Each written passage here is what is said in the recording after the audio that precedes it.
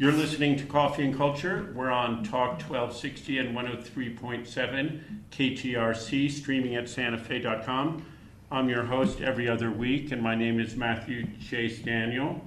And I'm here at the George O'Keeffe. Well, I was just at the George O'Keeffe Museum, and now I'm at some George O'Keeffe beautiful office building. At the Research Center. The Research Center, in this beautiful conference room with good acoustics, with Bess Murphy and Jason Garcia, who have co-curated a show called Tewa Nangeh. Is that pronounced correctly? Correct. Tewa Nangeh, which translates from the Tewa language as Tewa Country. And Jason is Tewa himself from Santa Clara, which also in Tewa is called Kha'p'o Owinghe. Kha'p'o Owinghe. Yeah. And Bess Murphy is the loose curator of art and social practice for the last 2 or 3 years. 3 years. Yeah. 3 years here at the George O'Keeffe Museum. And Jason and Bess have been working on this show for a couple of years, and it's just opened, and it runs through September 7th of 2026. And so welcome, both of you. Thanks, Matthew. Thank you, Matthew. So I don't have any particular things I need to talk about here, but I want to just talk about the process, the motivation, the artist, the artwork. So talk about how it came to be, maybe first. Mm-hmm. I'll start, maybe, and then you flow through all of that. Sounds good. Okay. On my side, like we said, I've been at the O'Keeffe Museum for about 3 years now, just coming up on my 3rd anniversary here. And when I started at the museum, this is a brand new position for the museum. And so it was pretty open about how it was going to evolve and what projects I was going to pursue. And for me, I knew from the get-go that I wanted to work with local artists. Right as I started here, I watched this 2020 panel conversation that the George O'Keeffe Museum hosted. It was moderated by Dr. Alicia Guzman, and Jason was one of the panelists. And for me, that really struck a chord with all of my past work, with my vision for my position. And so I reached out to Jason, and you had already been mulling over ideas sort of coming out of that earlier conversation as well. So, and that conversation, that panel was sort of in reaction to a George O'Keeffe quote of, God told me if I painted Pedernal enough times, it would be my own private mountain, or something along those lines. And also another quote that's equally charged, I guess in a way, that was about New Mexico essentially being her country, her place. Right. I'll let Jason, you should talk more about all of the panel and, yeah. Yeah, well, good afternoon, Coffee and Culture listeners.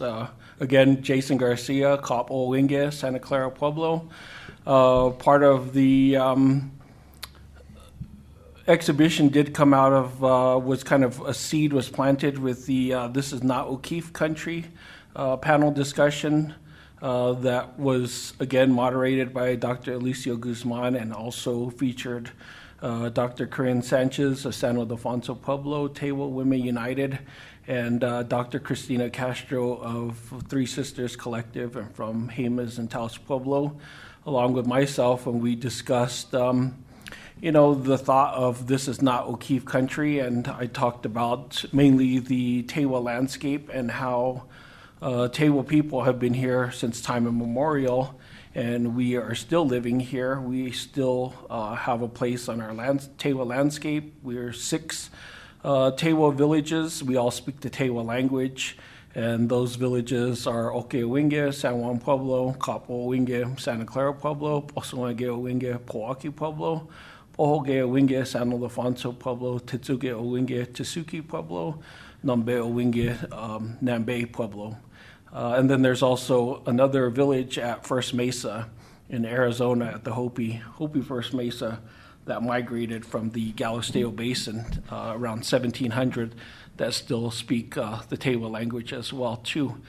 We kind of talked, Bess and I had worked previously on a couple projects prior to her coming to the O'Keeffe Museum, and talked about an idea that was kind of there. It had a lot to do with a application for a grant, and the native artist had to partner with a museum institution, and that's kind of where we started from there. Nice. And the idea, and got the ball rolling. And we're here now, 2.5 years later, so yeah, it's been exciting. Yeah. We're recording this a few days before the opening, and installation is still happening. And I had the good fortune to be able to walk through it and check it out, and it's great. It's really, there's a lot of O'Keeffe's work and a lot of non-O'Keeffe work by Tewa people, and really diverse media and approaches, and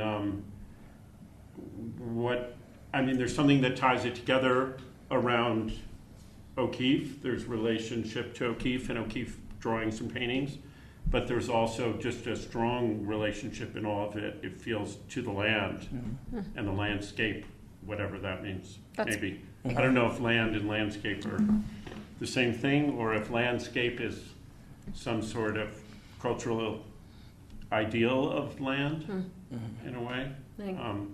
But it feels very grounded in the place, mm-hmm. and the earth. Mm-hmm. Beautiful. That's exactly, I think, the intent, yeah. As far as the 12 artists and collaborators that we're working with. All of them are from the 6 Tewa Pueblos, and they all have work inspired by, created from the land. And I think the land is what really ties the show together in terms of, even with O'Keeffe's works, that the land is present, animal life, clouds, directions, place names, Tewa place names, having a Tewa map of showing the definition of what Tewa Country is, of what Tewa Nangeh is. So I think that's like the tying part of all the tie of the string that ties everything together. Some of it's literally made of the earth, like yes. Your clay tablets. Mm-hmm. A great part of this is from this series, Tewa Tales of Suspense, that mm-hmm. you've been doing for years, which mm-hmm. I adore, which exists both as clay, pit-fired clay, wood-fired clay tablets, but also as serigraphs and drawings and things like that. Mm-hmm. And so you're working from an actual George O'Keeffe painting of Pedernal Tsipin, mm-hmm. And then with her, and then the date you have is 1977 for the mm-hmm. publication date of the mm-hmm. comic book, as it were. What's that date? So the article relates to her quote of her saying, "It's my private mountain. God told me if I painted enough, I could have, or it would be mine." And so that the date on the clay tile is Folgedi, which is fall or autumn in Tewa, and then the 1977 relates to the date of the publication of that particular article, where she does state, that it would be hers. Yeah. So along with that, I also have a couple other, another piece is, it's basically like variations on Seep ink. Seep ink is seroperdinol, and Seep ink translates to like flaking stone mountain, and it relates to the chert that's used for arrowheads, tools, and we researched that O'Keeffe painted Seep ink about 29 times. So my goal is to create 30 plus variations of Seep ink. You're going to and so go beyond O'Keeffe's 29 to right, 30 exactly, or more. Exactly. Right. So you'll be in the Guinness Book of World Records, right? Does that even exist anymore? I don't know. I remember reading that in the library at as a kid of looking and being like, oh wow, this guy grew his toenails to like 8 feet or something Right, like or that. this person survived a fall out of an airplane without a parachute at 30,000 feet, or all this crazy stuff. Yeah, or Me maybe too, that's as a more kid. like a Ripley's Believe It or Not. They almost went hand in hand Yeah. together. And so I'll be working on adding extra variants of seeping images, different media, drawings, paintings, potentially a skateboard deck. And so I have some ideas for what I'll be doing. And then also working on a newspaper print box, which is actually inspired by the project that all three of us worked on, which was imprint at the Center for the Arts. So I'll have a news box and then have different prints, drawings throughout the wonderful. run of the exhibition. Sorry to interrupt. We have to go to a break. We'll be right back. I'm Matthew Chase Daniel talking with Jason Garcia and Bess Murphy. You're back listening to Coffee and Culture. We're on Talk 1260 and 1037 at KTRC in Santa Fe, New Mexico, streaming at santafe.com. This and other past recordings of conversations are on my website, which is chasedaniel.com, or on Spotify, Amazon, or wherever you listen to podcasts, probably. There's lots of interesting conversations, including previous conversations both with Bess and Jason from years ago. And so Jason was just telling us about distributing prints through newspaper vendor boxes. Yeah, so I'm working on that too, inspired by that. Yeah. And then that'll be in different areas here, Santa Fe, other 6 Tewa Pueblos. So, just Well, take it'll it move there. around. Move around, yeah, exactly. Just And like will how we did people imprint. pay, or you just No, same open thing and like get the a imprint free where you print? just pick a print, yeah. Great. And most of them will be all seeping, so there'll be the variations at seeping, more variants. So And it's a treat to know you both for years and work together for years and see your work change and evolve. And I don't know, I like that. Yeah, So yeah, it is. it's nice. Mm-hmm. I mean, I think the core of this project is definitely about all of those relationships, not just to the land, but the people relationships too, and creating continuity. yeah, and the imprint show that Jason was referring to, Eliza Naranjo Morris was in that show, and she's in this show as well. And we were talking about artwork made of the earth, Jason's clay tiles, but also there's a mural wall painting painted in the gallery made of hand-gathered clay from the area, Yeah. which is something Eliza's been doing for years, and wonderful to see it up there. Yeah. Yeah. Yeah, part of the, like Bess was saying, I think one of the fun, rewarding things about the exhibition has been all of the 12 collaborators gathering in different spaces here in Santa Fe, Kha'p'o Owinghe, and then also gathering in different spaces, their studios, homes, museum, field trips to to Ghost Ranch, and then also to Avishu, to Abiquiu, and the houses there. And it's been really a really great 2+ years of working on the exhibition. Plus, Georgia O'Keeffe Museum staff has been amazing and very welcoming and very hospitable. So Yeah, and so Very you've thankful for done those visits as a group. That's wonderful. And the exhibit, there's many artists in it, but there's also just sort of knowledge holders who are consultants, or what's the role of like Woody Aguilar or Samuel Katnak? They're all collaborators sort of on an equal grounding as the artists. And I think that was really intentional for us to have them participate as fully all the way through. Nobody on this project is a consultant. Everybody was a collaborator. And so Woody, Dr. Joseph Aguilar, Samuel Katnak, Dr. Matthew Martinez, all three of them contributed to the exhibition in different ways.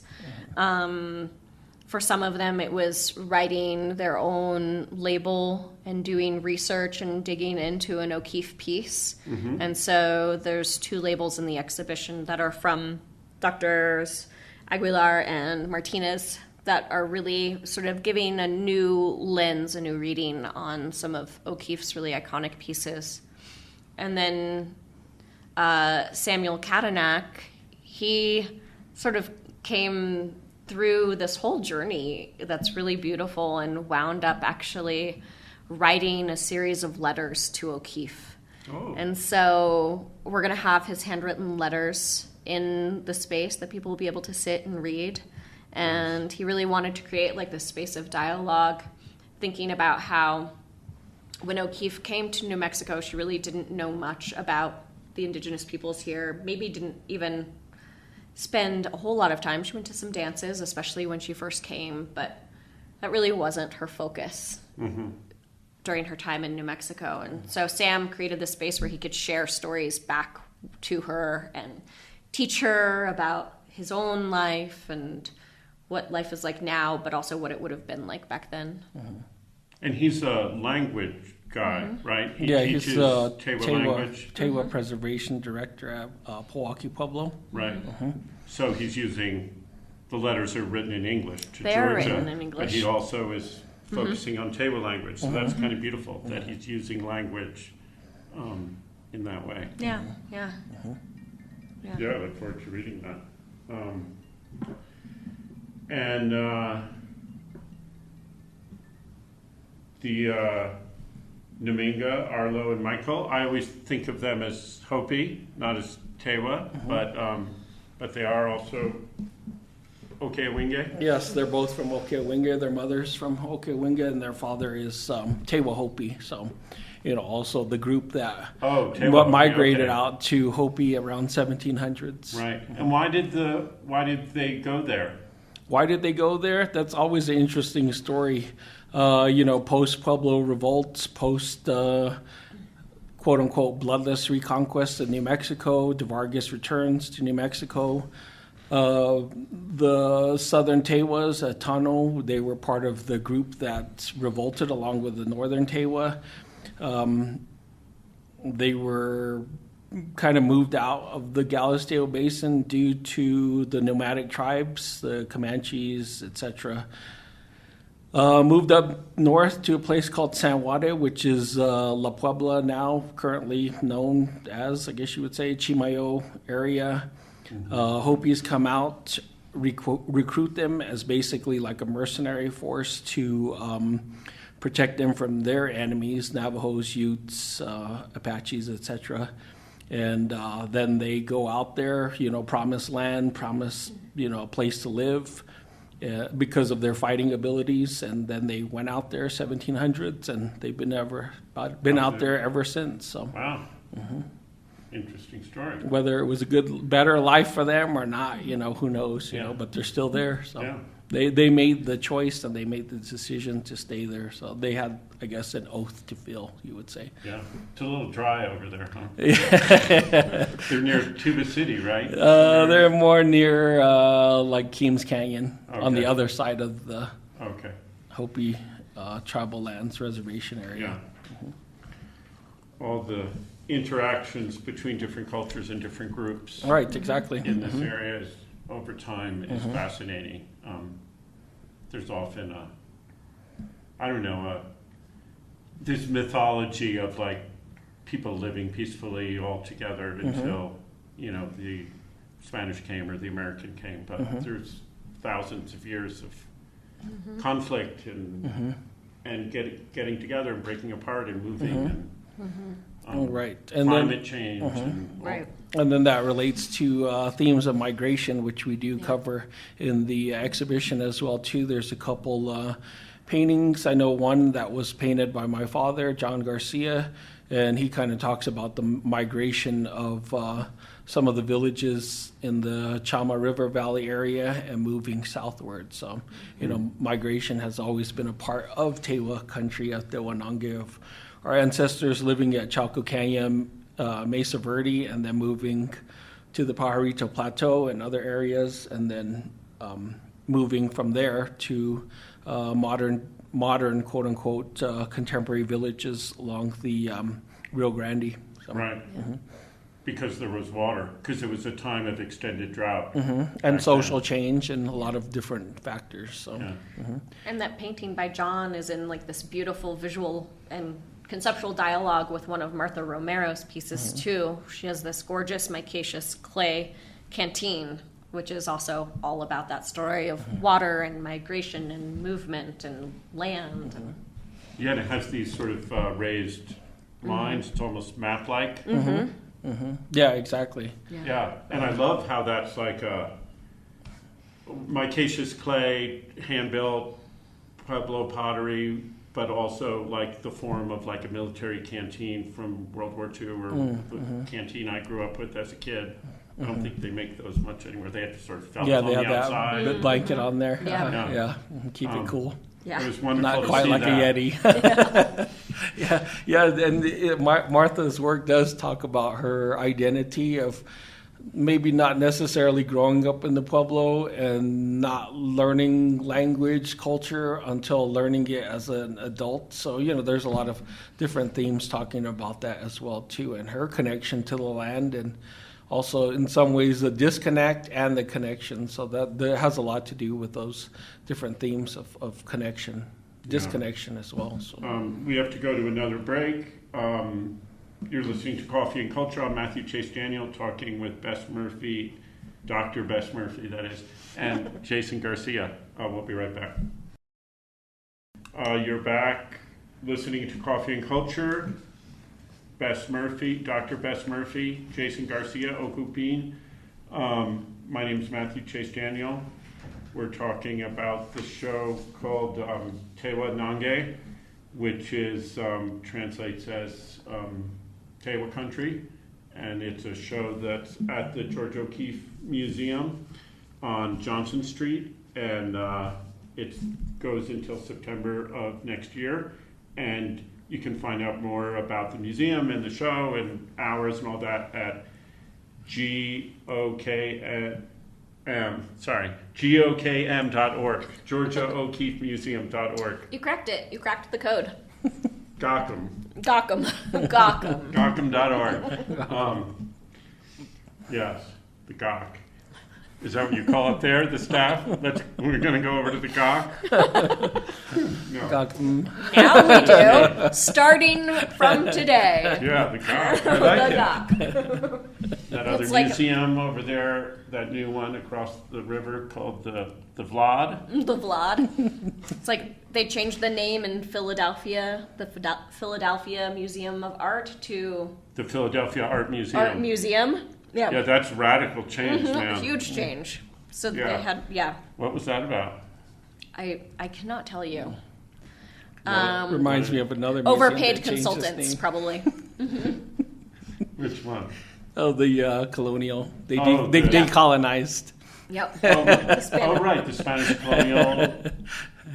What is it? What do they call it now? Nuevo Mexicano Heritage Museum. Yeah, I believe Rather than the something. Spanish colonial arts, Spanish post-colonial arts. Right.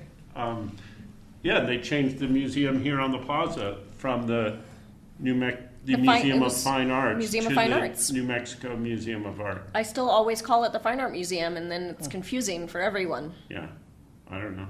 Yeah. I'm going to change the name of Axel Contemporary to Contemporary axles. Contemporary Axel.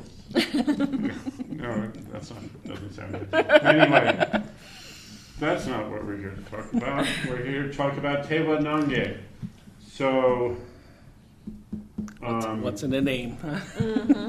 we were talking a little bit about a map that's in the exhibition, and so tell me more about the map and maps. Yeah, so we, as in the collaborators, created a map that's at the entrance of the exhibition that highlights what Tewa Country, what Tewa Nangeh is. And it's bordered by 4 sacred mountains of Tewa people. And the mountains are Tsikumup'in, excuse me. I'm looking out the window and What I is saw in the name? I saw the first one that I saw. So, correction. So the mountains are Tseshump'in, which is the mountain of the north, Tsikumup'in, which is the mountain of the west, Okup'in, the mountain of the south, and Kha'p'o, which is the mountain of the east. So, those all San Antonio, Chicoma, San Diaz, and the Sangre de Cristos. So that's mainly the 4 mountains of the Tewa world. And the map also has ancestral villages. Some of those are, again, some of our places where we originally came from, Mesa Verde, Chaco Canyon, and then also villages such as Puje and Oshu, Avishu, Tsemayo, Tsemajo, villages that still exist that are contemporary villages or towns, one being Kha'p'o Owinghe, Santa Fe, New Mexico.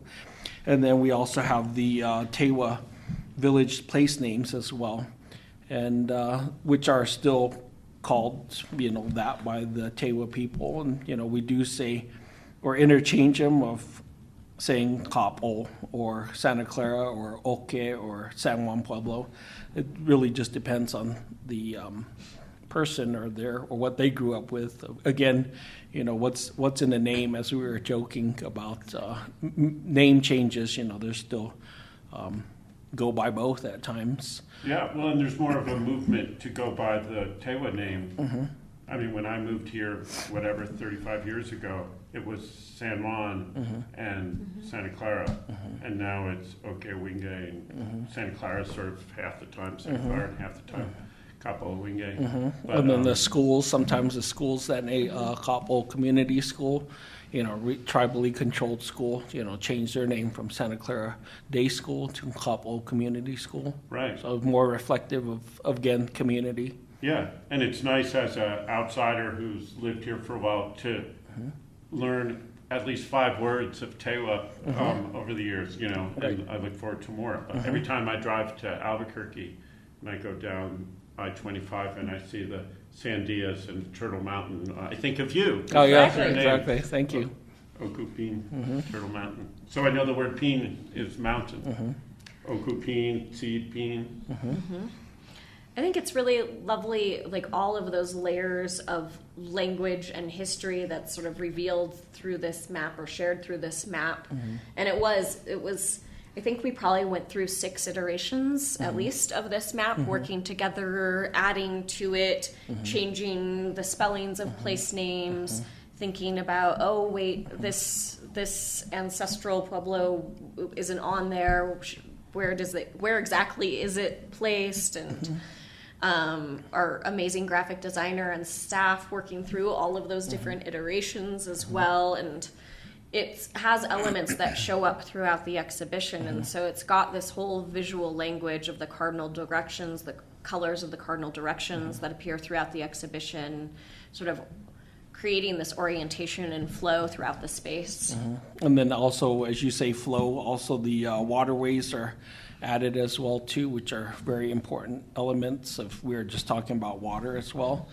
And then I think there was also the intentionality of removing certain places where there are a lot more ancestral Tewa villages that could have been included on the map, but some are inaccessible just either by where they belong, whether it's on Forest Service property, National Park Service property, or maybe Los Alamos National Laboratory area. There's several major ancestral Tewa villages there that very little are able to access the property without security clearances, badges, etc. So Well, that reminds me of like that big Oppenheimer film that came out, and it's sort of like there was this empty land up here. No one was around. No one was using it. No one was here, and so we built the laboratory up here. And exactly. There were people there. And I think that's sort of a similar mythology that's been applied to O'Keeffe, even if she wasn't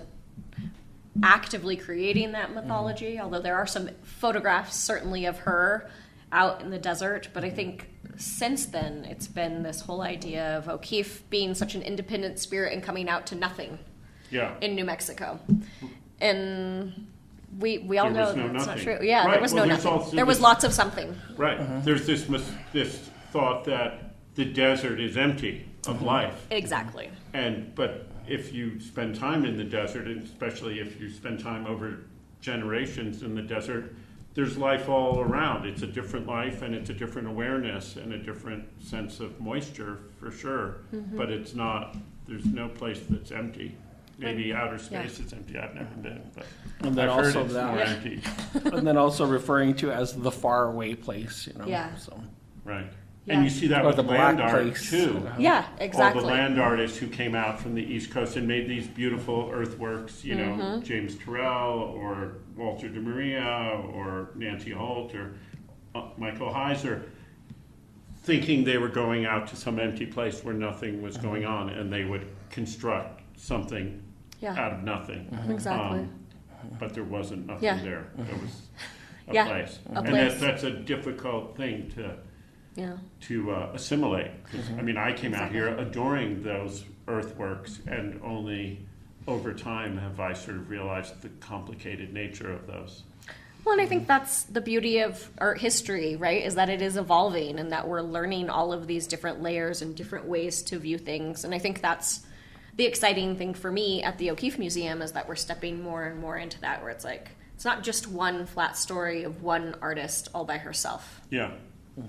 We got to go to our last break. We'll be right back. You're listening to Coffee and Culture. You're back listening to Coffee and Culture. I'm Matthew Chase Daniel, talking with Dr. Bess Murphy and Jason Garcia Okupin from Kha'p'o Owinghe. We're at the George O'Keeffe Museum and talking about the new show, Tewa Nangeh, Tewa Country.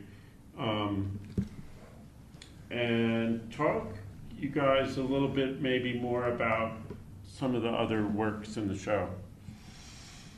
Yeah, some couple works that we have in the show is by a young filmmaker, Shireen Gonzalez of San Ildefonso Pueblo, who is also a great-great-granddaughter of the famed potter Maria Martinez. And she's an accomplished filmmaker. She has two films, well, one film, a personal film, which is The Land Carries Us, and talks about her family and their connection to the land, and is narrated in Tewa by her grandmother. And then she has a couple artist videos also, which has each of the collaborators speaking about their art, the pieces, how they're connected to Tewa Nangeh, to Tewa Country, and a little bit about what the work means and process as well too.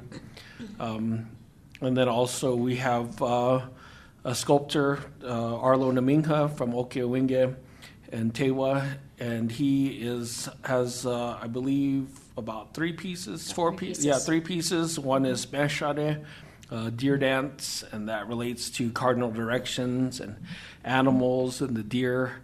And then he has another piece that's called Kha'p'o, which is like a round sculptural piece that kind of shows the elements of time and kind of talks about agriculture and growing seasons. And then I know he has another piece, Sand Hills, and this is a large bronze piece that he has that's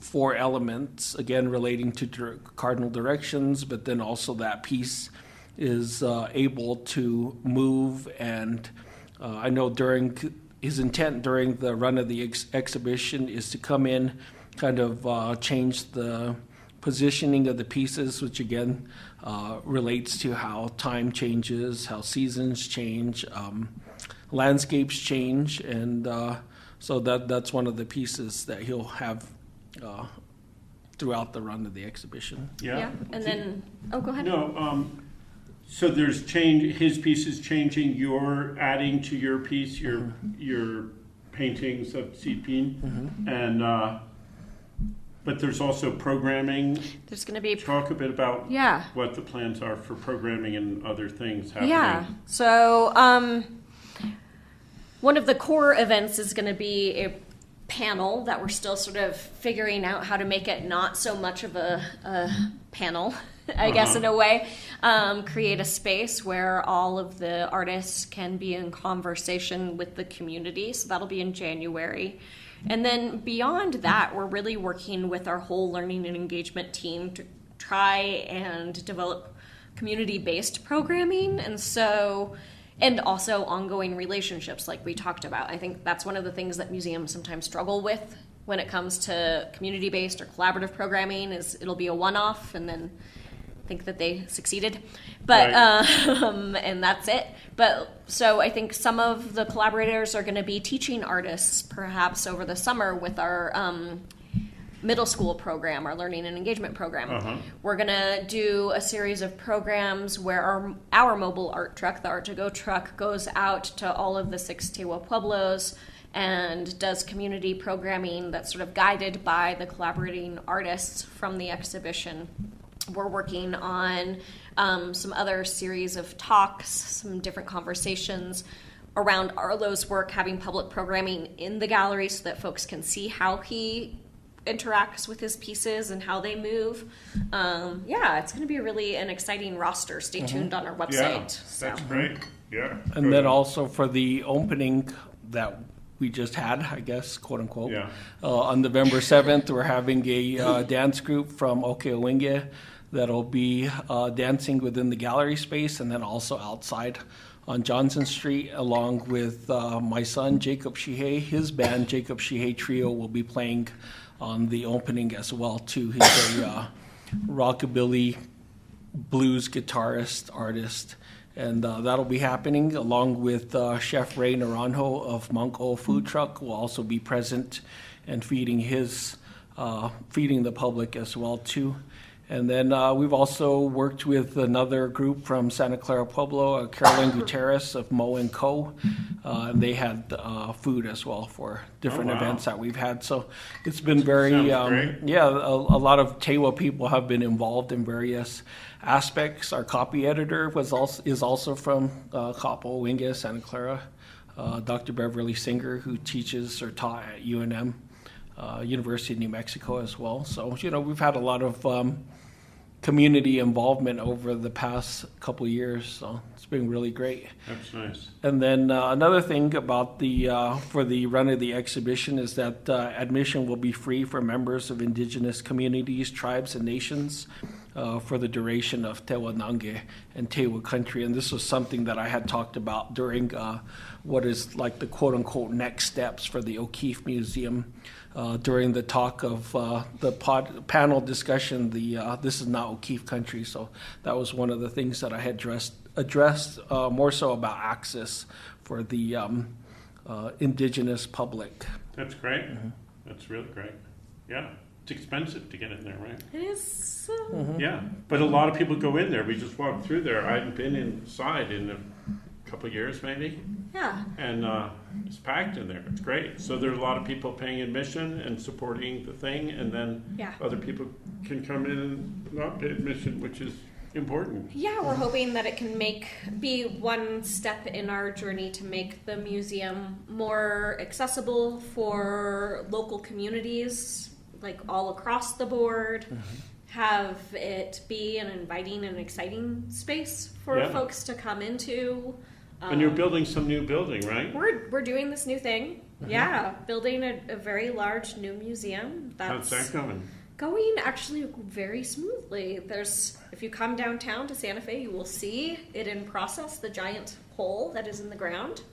But and then set to open in 2028. And then one thing that I learned this past week also was that the ground that was excavated from the site is being used to construct 40,000 plus adobe bricks by a company in San Ildefonso Pueblos, Avenue Construction. So that's good to hear that they're using Tewa builders, Tewa construction, Tewa Will the knowledge. adobe bricks be part of the museum? They will be part of the new museum. So our exterior walls are going to be built from adobe.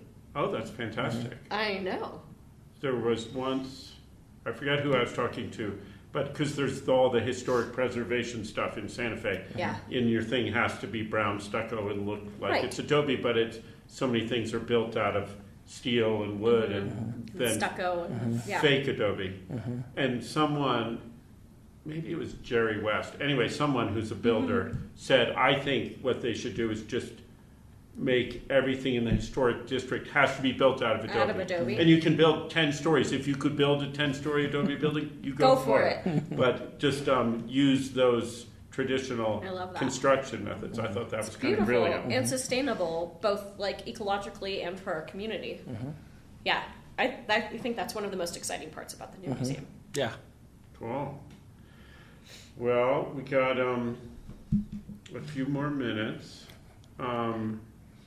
Maybe I just the participating artists and collaborators: Dr. Joseph Woody Aguilar of San Ildefonso, Samuel Kotnak of Kha'p'o Owinghe, Powake, Jason Garcia, Okupin, Kha'p'o Owinghe, Santa Clara, John Garcia Sr., Jason's father, Kha'p'o Owinghe, Santa Clara, Shireen Pilar Gonzalez of San Ildefonso, Marita Suazo Hines of Tesuque.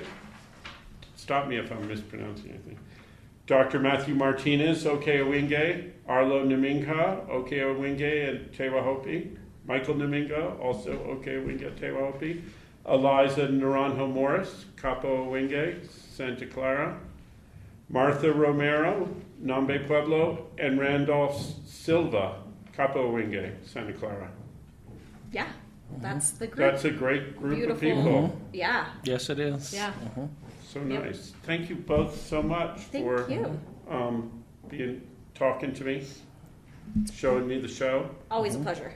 And y'all come and over to the George O'Keeffe between now and September of next year. Yes. Thank you. Have a great day. Okay. Thanks, Matthew. Bye.